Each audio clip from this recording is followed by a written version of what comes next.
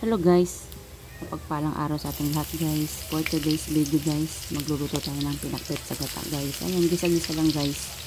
Yung karne, pinagmantika ko ng sarili niyang mantika. Ayan, gisa-gisa lang, haluin lang.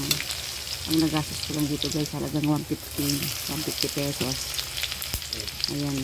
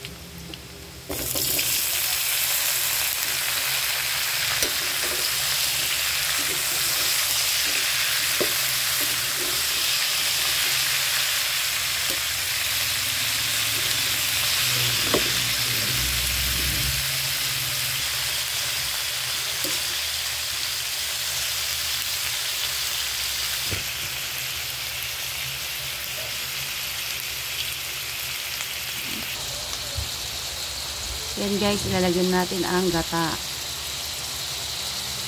Napakasimple lang ito guys. Ayan ang gata. Pakuloan lang natin siya guys.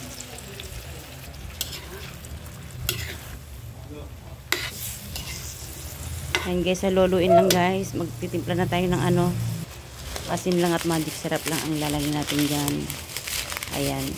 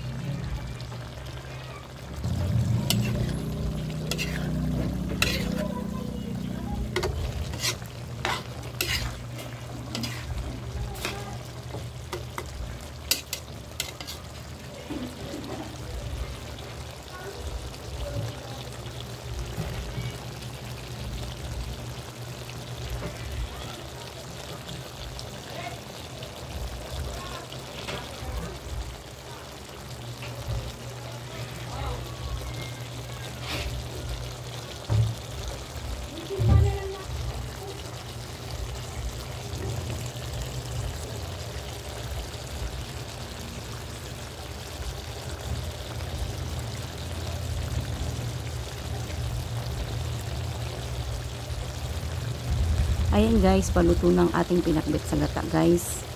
Salamat sa inyong panonood at suporta. God bless us all. See you on my next video. Bye bye.